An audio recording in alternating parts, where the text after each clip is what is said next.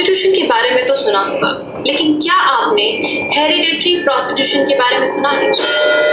India में आज भी हेरिडेटरी प्रोस्टिट्यूशन होता है, जिसका मतलब है अगर एक माँ ने प्रोस्टिट्यूशन किया तो उसकी बेटी और उसकी बेटी की बेटी भी प्रोस्टिट्यूशन ही करेगी, और जिसे करवाने वाला कोई और उससे जो बच्चे पैदा होंगे वो अपनी प्रोफाइल में जय लोड़ाराम फलाना ढिमकाना राम लिखेंगे।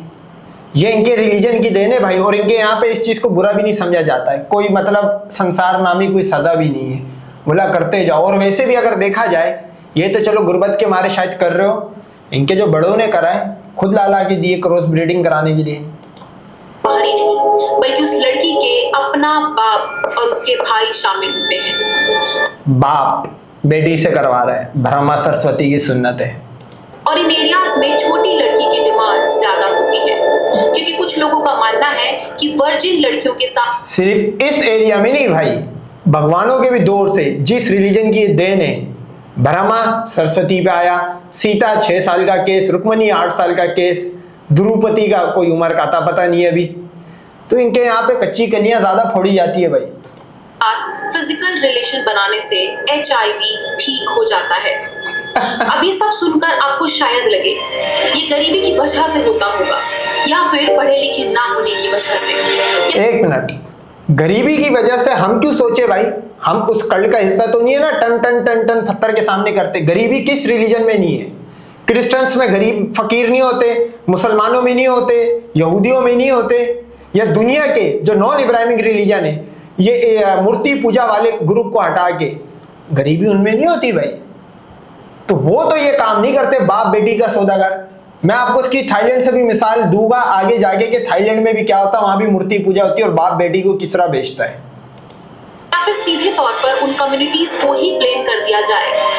अब ये बात सच है कि राजस्थान की बेड़िया कम्युनिटी हो, या मध्य प्रदेश की बाजरा हो, या यूपी की नट कम्युनिटी हो, इन जगहों पर 10-12 साल की लड़कियां इस काम में आ जाती हैं। लेकिन इतने बड़े पैमाने पे ये काम होने के पीछे गलती सिर्फ इन कम्युनिटीज की नहीं है, बल्कि एक ऐसी चीज की है जो 150 साल पहले जानबूझकर बनाई गई थी। चलिए समझते हैं ये पूरा सिस्टम आज के नहीं, 150 साल पहले तो ये है जो तुम लोग जो लंबी लंबी फेंकते हो, करोड़ों साल पुराना रिलीजन, 15,000 ओल्डेस्ट रिलीजन सार, उसके अंदर भी तो यही काम हुआ है भाई। इस वीडियो में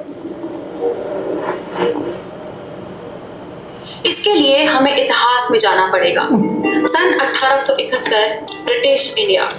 उस वक्त इंडिया में ऐसी कई कम्युनिटीज थी जो एक जगह टिककर नहीं रहती थी। वो एक ब्रिटिश इंडिया नहीं भाई, आसान भाषा में या आसान उर्दू में इसका मतलब है अंग्रेजों के गुलाम। ब्रिटिश इंडिया क्या होता है भाई?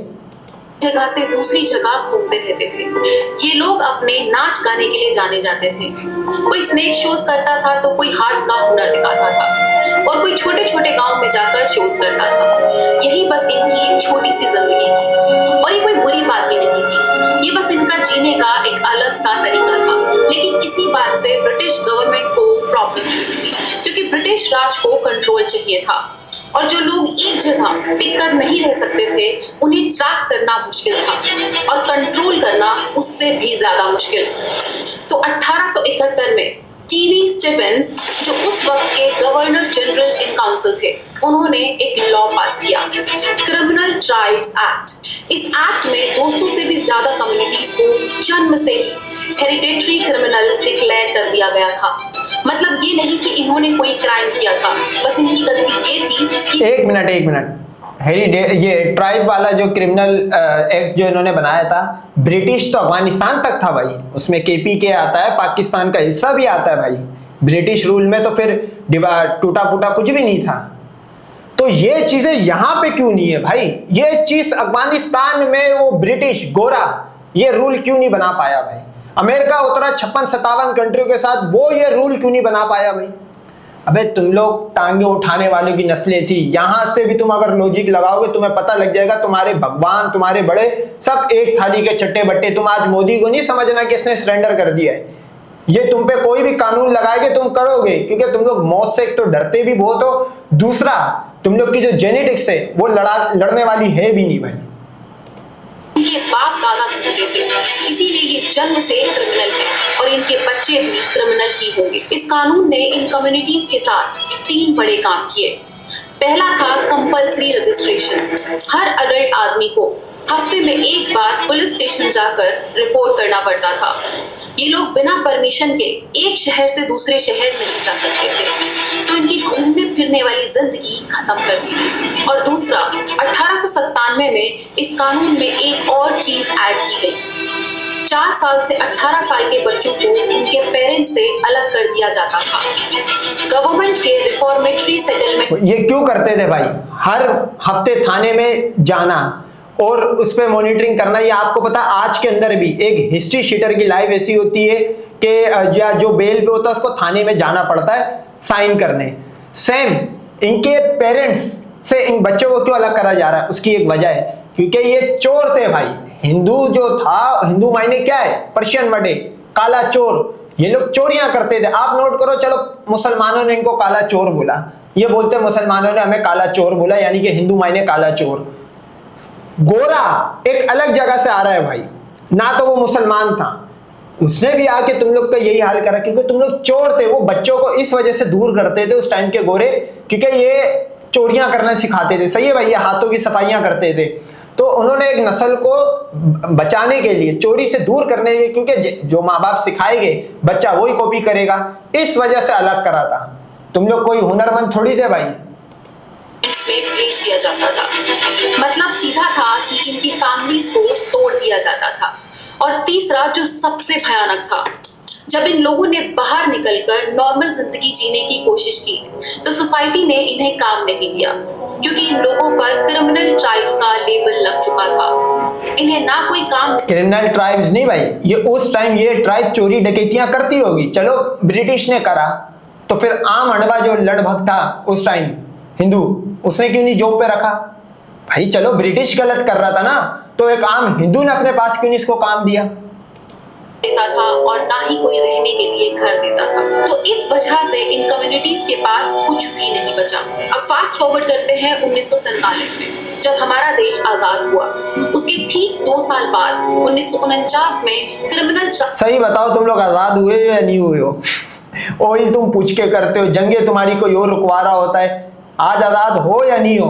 1947 के बाद तुम्हारी आजादी कैप्चर करी रशिया ने। सही है भाई, उसके बाद तुम्हारी आजादी कैप्चर करके बैठा हुआ यूएसए। आजाद हो या नहीं हो, कोई भी अंडवा लिख के बता देना।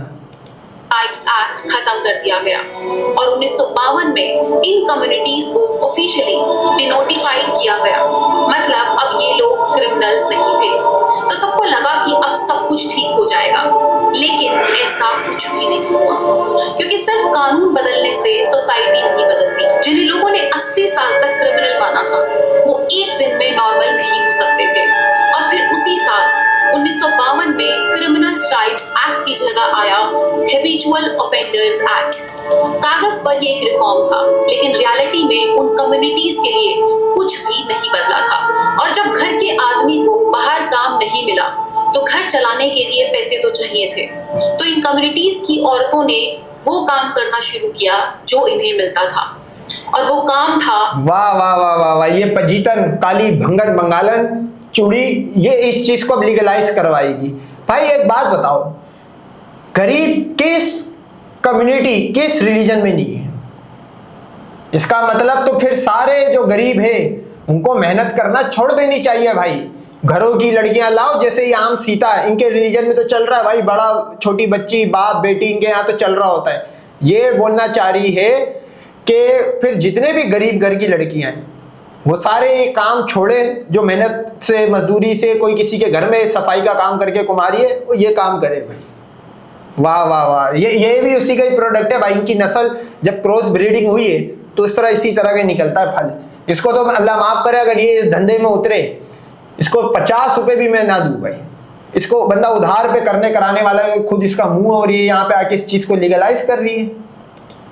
प्रोस्टिट्यूशन, ये काम इन औरतों ने अपने सर्वाइवल के लिए चुना था। पहली 1-2 जनरेशन ये काम मजबूरी में किया करती थी, फिर प्रोस्टिट्यूशन आने वाली जनरेशंस के लिए नॉर्मल होता चला गया, और बाद की जनरेशंस तक आते आते ये एक परंपरा बन गई। और आप सब अच्छे से समझते हैं कि हमारे देश में परंपरा तोड़ना मजबूरी तोड़ने से कहीं गुना ज्यादा मुश्किल होता है। एक मिनट, ये टोपी अपना नजला फेंक रही है हिंदुओं को, हिंदुइज्म को, कल्ट को बचाने के लिए गोरों पे, कि गोरों ने ये करा तो ये उसके आफ्टर शोक्स थे कि उन्होंने धंधे करे। मैं पूछता हूं, इसको हिंदुओं ने अपने रिलीजन में कैसे जगह दे दी भाई? मतलब इन लड़कियों को नहीं, रामदासी और प्रभुदासी जो प्रथा है भाई, कि एक रोटी दो पूरा पूरा गांव करे, और वो भी सवाब की नियत से भाई, सवाब की नियत से। ओ भाई, ये तुम्हारे रिलीजन का ही मामला था। ये तुम्हारे रिलीजन के लोग, पूरी एक हिंदुओं की एक नस्ल है जो रामदासी और प्रभुदासी, मतलब लड़की पैदा हुई तो वो जिस घर में पैदा हुई वो भी रामदासी या प्रभुदासी बनेगी। ये तो तुम्हारे रिलीजन के अंदर से निकले हुए लोग हैं भाई। तुम्हारे रिलीजन में बोल दो भाई रामदासी प्रभुदासी नहीं है, कोई एक आम अंडवा इसको झुटला दे। इस कम्युनिटी की एक लड़की थी मीना। उसकी उम्र थी 12 साल और जगह थी आगरा जयपुर हाईवे। हर रोज की तरह मीना अपनी 2 बहनों और पिता के साथ हाईवे पर आती और किनारे पर थोड़ी सी आग जलाकर वहीं बैठ जाती और घंटों ट्रक्स यानी उसके क्लाइंट्स का इंतजार करती। मीना ने एक रिपोर्टर को बताया कि पीक टाइम पर वो एक रात में 15 ट्रक ड्राइवर्स को सर्व करती थी। मीना एक बेड़िया कम्युनिटी की लड़की थी। राजस्थान और मध्य 15 को नहीं मेरे भाई, तुम्हारी जो औरतें थी वो मुगलों के महल के अंदर, मुगल के छोटे कमांडर से लेके बड़े कमांडर तक, ये तो तू 15 बता रही है गुर्बत गरीब लड़की का। तुम्हारी जो ब्राह्मण लड़की है वो एक टाइम में 21 भी बर्दाश्त करे भाई उन्होंने। और ये तुमसे बेहतर इस दुनिया में कोई नहीं बता सकता। तुम्हारी हिस्ट्री है कि तुम डे 1 से गुलाम हो। कभी कोई मुसलमान आ रहा है, फिर कंट्रीज बनी तो यूएस से आ रहा है, तुम आज भी यही काम कर रहे हो। प्रदेश की उन कम्युनिटीज में से एक जो सदियों से इस परंपरा के नाम पर प्रोस्टिट्यूशन करती आ रही है। लेकिन मीना की कहानी एक दिन में शुरू नहीं हुई। ये कहानी शुरू होती है उसके पैदा होने के समय से। भारत में जब लड़कियां पैदा होती हैं तो कई जगहों पर आज भी लोग दुखी होते हैं, सेक्स सेलेक्टिव अबॉर्शंस करते हैं और लड़कों को प्रेफर किया जाता है। लेकिन बेड़िया कम्युनिटी में इसका बिल्कुल उल्टा होता है। यहाँ बेटी पैदा होने पर सेलिब्रेट किया जाता है और बेटा पैदा होने पर डिसअपॉइंटमेंट होती है, क्योंकि बेटे का मतलब है बोझ और बेटी का मतलब है फैमिली की फ्यूचर इनकम। ये तुम्हारे बड़ों ने भी यही करा था भाई। इनके यहाँ पे लड़की पैदा होती है उसको बोला जाता है लक्ष्मी आई, और लक्ष्मी आई तो फिर अपने साथ लक्ष्मी लाएगी भी। लक्ष्मी लाएगी की का मैंने क्या बोला है कि इनके यहाँ पे लड़कियां बेचने का, आप बोलते हो ना कि मुसलमानों ने गजनी के बाजार में बेची है, आप लिख के ले लो, सारे के सारे डीलर हिंदू या सिख थे वहां पे बेचने बूचने वाले, इन्हीं के घर की लड़कियां थी भाई। कोई एक मुसलमान बता दो जिसने अपने घर की लड़की बेची हो। इनके यहाँ तो पूरी पूरी मार्केट है भाई। कोलकाता में सोनागाछी, अच्छा बेंगलोर के अंदर बड़ा, और मुंबई के अंदर बहुत बड़े पैमाने पे काम चल रहा है। दिल्ली के अंदर कौन सी स्ट्रीट है वहां पे ये काम चलता है भाई। कोई इंडिया में कोई एक स्टेट ऐसी बताओ जिसमें बड़ी बड़ी रेड लाइट एरियाज ना, कोई एक स्टेट। जवाब होगा ना। और ये आज का नहीं, ये बहुत पहले से चला आ रहा है। मैं आपको इसकी एक दूसरी फॉर्म ये बताता हूं कि जब मुसलमान ट्रेडर आते थे मसाले खरीदने अरब से, ये उनको पैसे के हेवस ये अपनी लड़कियां बेचते थे। और ऐसे नहीं बेचते थे मुसलमान, तो मुसलमान पे हाथ रखेगा, ये उनका रिलीजन चेंज करवाते थे भाई।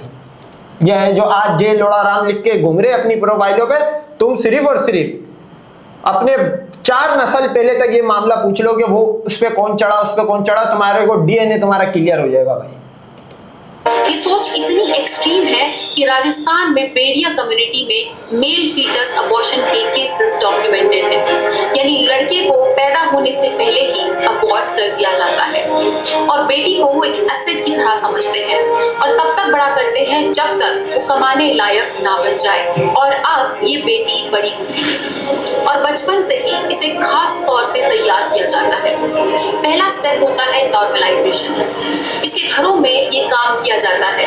बड़ी बहनें, माँ, मौसी ये सभी काम करती हैं, तो छोटी सी लड़की के लिए ये एकदम नॉर्मल बात होती है। फिर बड़ी औरतें छोटी लड़कियों को सिखाते हैं कि किस तरीके से पासिंग ट्रक ड्राइवर को अट्रैक्ट किया जाता है, उनसे कैसे बात की जाती है। और कुछ केसेस में तो छोटी लड़कियों को बेड्स के नीचे छुपा दिया जाता है ताकि वो देखकर सीख सके। और कम्युनिटी की नजर में ये सब एक ट्रेनिंग का हिस्सा होता है। और मतलब ऊपर प्रैक्टिकल चल रहा नहीं पे, आप अगर 9-10 के अंदर जो पहला प्रैक्टिकल होता है, पहले सर करके दिखाता है फिर बच्चों को करने वाला, ये सेम उसी तरह का पैटर्न चलता है। सेम वही इसका मतलब अगर आप मैकेनिज्म निकालोगे उसी तरह का है कि पहले एक परफॉर्म करके दिखाएगा उसकी माँ। मतलब कितने शर्म की बात है, कितना गलीज रिलीजन है ये, कल्ट है हिंदुइज्म। आप ब्रह्मा सरस्वती की तो बात करते हो, ये तो है काल्पनिक सी कहानियां।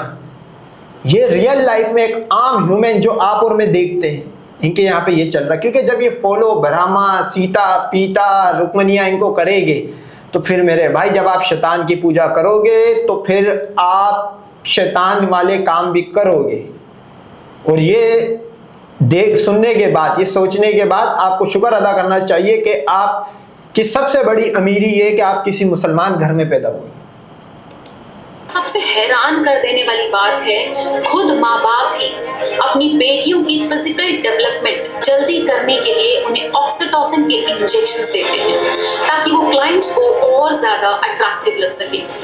ये बचपन होता है एक बेड़िया लड़की का, और जब लड़की प्यूबर्टी तक पहुंचती है तो एक रिचुअल होता है, उसका नाम है नथ उतराई।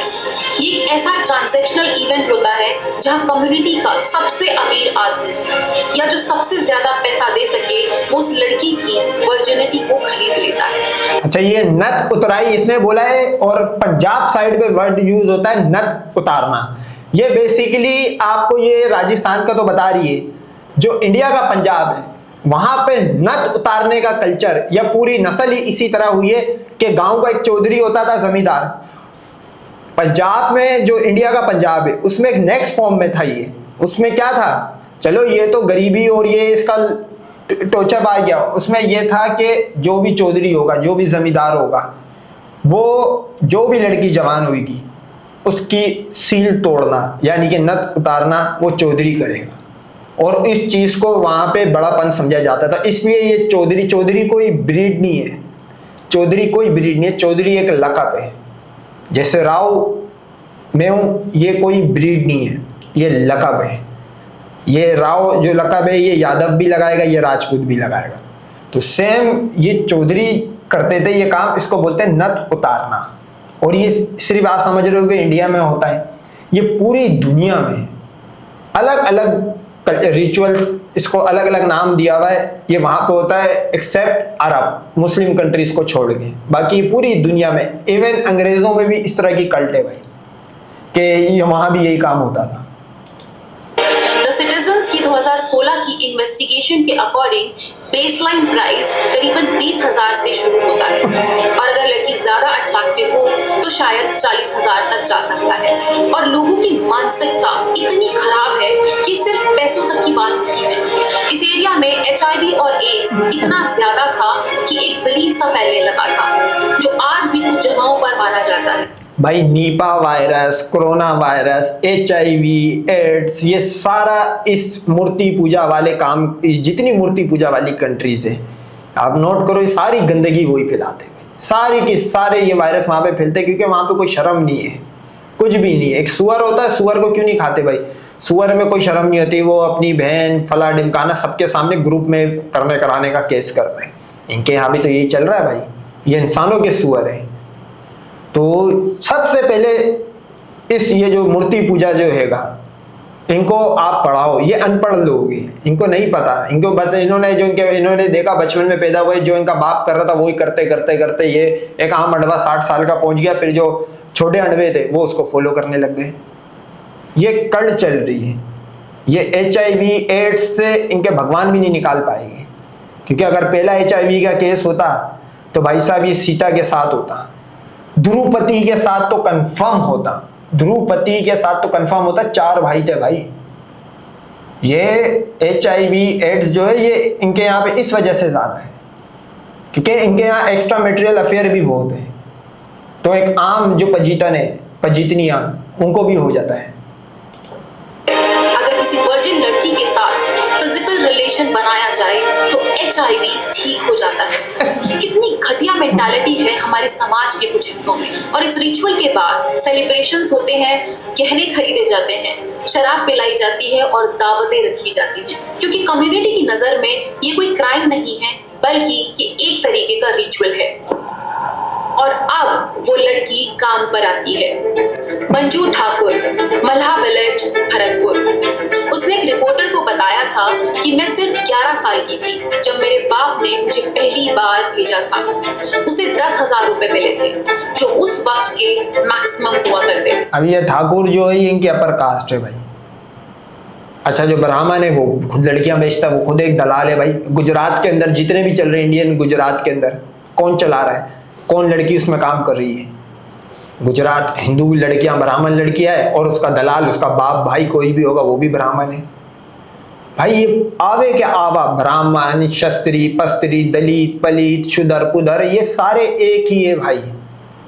ये आपस में एक दूसरे को नीचे दिखाने के लिए इन्होंने कास्ट बनाई है, वरना ये सारे एक ही तरह के गंदे और गलीज लोग हैं। और फिर वो दिन आता है जब इस लड़की की अपनी बेटी पैदा होती है, और फिर पूरा साइकिल फिर से रिपीट होता है। अब आप शायद सोच रहे होंगे कि ये औरतें इस काम से बाहर क्यों नहीं आती, ये खुद को इस साइकिल से आजाद क्यों नहीं कर लेती? तो इसका जवाब सिर्फ इमोशनल नहीं बल्कि इकोनॉमिक है। ये जानती है कि इतने सालों से प्रोस्टिट्यूशन कर रही है कि बाहर इन्हें कोई एक्सेप्ट नहीं करेगा और ना ही इन्हें कोई काम देगा। और अगर ये औरतें ये काम छोड़ दें तो इनका घर कैसे चलेगा? तो वो कौन सा इकोनॉमिक ट्रैप है जो इस साइकिल को इतना मजबूत बना देता है? डॉक्टर अंजना अग्रवाल, उन्होंने 6 साल तक इस कम्युनिटी में रिसर्च की है। उन्होंने बताया कि औरतें अनस्किल्ड वर्कर से 4 से 10 गुना ज्यादा कमाती हैं। एक रिपोर्ट में 2 बहनें रीमा और काली बताती हैं कि वो 50 फैमिली मेंबर्स को सपोर्ट करती हैं, जिसमें 35 बच्चे और 15 एडल्ट्स हैं। और इस ट्रैप से निकलना इतना मुश्किल हो जाता है कि इनके भाई की शादी की जिम्मेदारी भी इन्हीं बहनों पर होती है। भाई की शादी के लिए ब्राइड प्राइस देना होता है, यानी भाभी को पैसे देकर लाया जाता है और बहन की कमाई से ये ब्राइड प्राइस दिया जाता है। और यहाँ के मर्द बिना किसी फाइनेंशियल रिस्पॉन्सिबिलिटी के एक घरेलू जिंदगी जीते हैं। तो एक औरत निकलना भी चाहे तो भी वो इस ट्रैप से बाहर नहीं निकल पाती। इस वीडियो को आगे बढ़ाने से पहले एक इम्पॉर्टेंट बात, इन कम्युनिटीज की लड़कियों के पास एजुकेशन का कोई रास्ता नहीं था, और उसकी एक बड़ी वजह थी हमारा ब्रोकन एजुकेशन सिस्टम। उसी पर मैंने एक वीडियो बनाई है जिसका डिस्क्रिप्शन में लिंक दिया गया है। और अब वापस चलते हैं स्टोरी पर। ये कोई एक कम्युनिटी की कहानी नहीं है, ये पूरा का पूरा सिस्टम है जो अलग अलग नाम से अलग अलग जगहों पर और अलग अलग तरीके से चलाया जाता है। राजस्थान, पंजाब, हरियाणा और दिल्ली के कुछ बाहरी हिस्सों में प्रेरणा कम्युनिटी है। यहाँ लड़कियों की शादी पूरे रिचुअल्स के साथ की जाती है। फिर जैसे ही उसका पहला बच्चा होता है, उसके बाद उसका हस्बैंड उससे प्रोस्टिट्यूशन करवाना शुरू कर देता है। फिर अच्छा, ये जो राजस्थानी जो हिंदू है ये इतने गलीज है कि ये ओपन के अंदर जब लड़के की शादी होती है तो ब्रेस्ट फीडिंग कराई जाती है भाई, उसकी माँ करवाती है ओपन में। सही है भाई, इनके यहाँ तो कोई किसी का देख भी ले तो टेंशन थोड़ी है, वो वैसी साड़ी में पूरी जिंदगी एक आम पजीतन घूमती है वो। क्योंकि आप नोट करो इनकी शक्ल सूरत जो ये काले पीले, इनको अट्रैक्ट करने के लिए ये उतारने पड़ते हैं, वरना इनको आप नोट करो ये कितना मुंह पे थोप के आएगी, इसकी अपनी हालत देख लो। आप सिर्फ इसको बिना फिल्टर या बिना मेकअप के आप देख लो, अगर आप इसके 10-20 रुपए से ऊपर रेट लगा लो तो मेरे मुंह पे पेशाब कर देना। ये इनकी अपर कास्ट की लड़की होगी, इनका यही है। और राजस्थान वाली जगह पे तो ये बहुत गंदगी ऐसे है कि एक तो कम उम्र में शादी होना ये एक अलग मामला है। वहाँ पे ऐसा है कि एक कम्युनिटी ऐसी है हिंदुओं की कि अगर आपने शादी करनी है तो पहले उसकी मदर इन लॉ को मुतमईन करना होगा, वो आपको टेस्ट में पास करेगी आया इसके रिंग पिस्टन सही काम कर रहा है कि नहीं कर रहा है। तो ये इनके पूरे रिलीजन में अलग अलग जगह पे आप जाओ, अलग अलग स्टेट में इसी तरह का कोई टेबू टाइप का रिचुअल होगा, उसको सवाब की नीयत से कर रही है और एक आम अडवा उसको मानेगा भी। इनके यहाँ पे गैरत और एक डिग्निटी ये वर्ड नहीं है भाई, क्योंकि इनकी डिग्निटी तो तभी मर गई थी जब मुसलमानों को इन्होंने अपनी बहन बेटियां ला के 2 रुपए की जॉब करनी थी। है मध्य प्रदेश की बाजरा कम्युनिटी। यहाँ के हर घर का एक रूल है, कम से कम एक बेटी तो प्रोस्टिट्यूशन जरूर करेगी और बेटा अपनी बहन का। अब आप नोट करो, ये हिंदुओं में अगर ये बोलता है हमारी 100 करोड़ है, ये इनकी कम से कम 99.9% नस्लें जो है वो आर की हुई। कैसे? क्योंकि बाप का पता ही नहीं है, और ये यहां से नहीं चला आ रहा है, ये राम के दौर से चला रहा है। कौशल्या क्या थी भाई? कौशल्या क्या थी? वैश्या थी या नहीं थी? क्योंकि राम के बाप का आज तक नहीं पता लगा है। 5 बाप थे, हमें क्या पता भाई कौन सा बाप था। और वो कौशल्या उस टाइम ऐसा क्या काम करती थी कि उसके 5 बाप थे? वो भी इन्हीं रिचुअल में फंसी रह गई भाई। सीता सही टाइम पे भाग गई थी तो वहां से 2 गोद में और एक पेट में लेके आई थी, लेकिन आई गलत थी तो फिर आपको पता है वही आग पे उसको फेंक दिया। दलाल बनेगा। और सबसे चौंका देने वाली बात, इन गांव के बच्चों के सरनेम्स नहीं होते क्योंकि ये उनकी माँ के क्लाइंट्स के बच्चे होते हैं। उत्तर प्रदेश में राजस्थान के बॉर्डर के पास एक गांव है नटपुरवा। इसके आसपास के लोग इसे बास्टर्ड्स का गांव कहकर बुलाते हैं क्योंकि यहाँ भी बच्चों के पिता का नाम नहीं होता। राजस्थान के बूंदी डिस्ट्रिक्ट की कंजर कम्युनिटी में जारी प्रथा चलती है।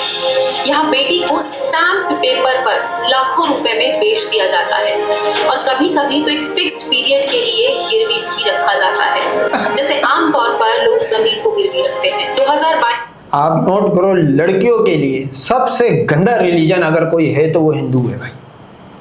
है बुद्धिस्ट भी वही, उसकी एक अलग फॉर्म है। अगर आप थाईलैंड की तरफ जाओगे तो थाईलैंड में भी क्या होता है, एक बाप ही है जो अपनी बेटी को वहां पे जो वॉकिंग स्ट्रीट होती है उसमें बेच रहा होता है।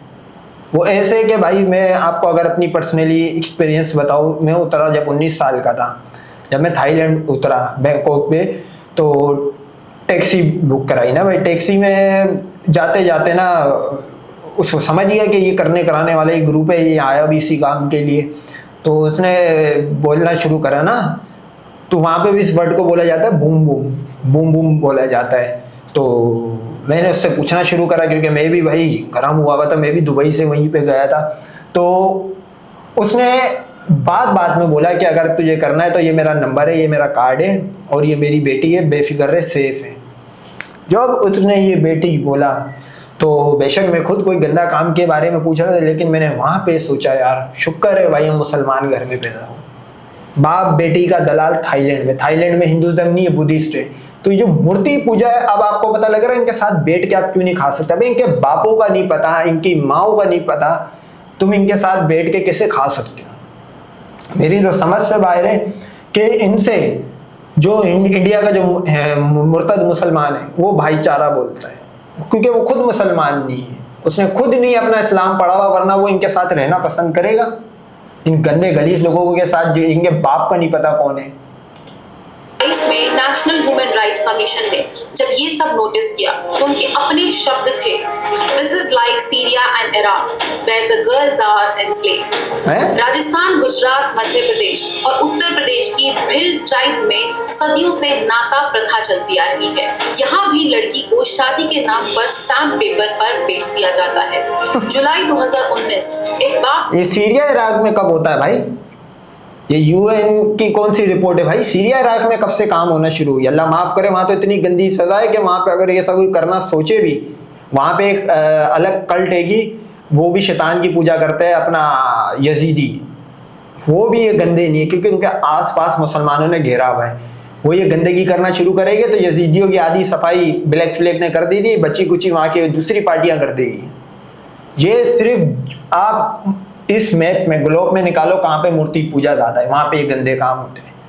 आप जितनी मूर्ति पूजा वाली कंट्रीज उठाओ, एक तो ये गरीब होती है, सही है भाई, सारी की सारी गरीब है। ये जितनी मूर्ति पूजा वाली कंट्रीज, एक तो गरीब, दूसरा इनके यहाँ पे नेचुरल डिजास्टर क्यों आते हैं, ये जलजला, सैलाब, तो यानी ये क्यों आती है? क्योंकि इनके यहाँ पे दिन रात ये गंदा काम होता है, बाप बेटी, भाई बहन, फिर बाप बेटी को बेच रहा है आगे पीछे। जब इस लेवल का जंगल का कानून होता है तो फिर हर 10 साल, 5 साल, 2 साल बाद फिर खुदा का कहर आता है और उसमें ईमान वालों के लिए निशानियां मौजूद होती है।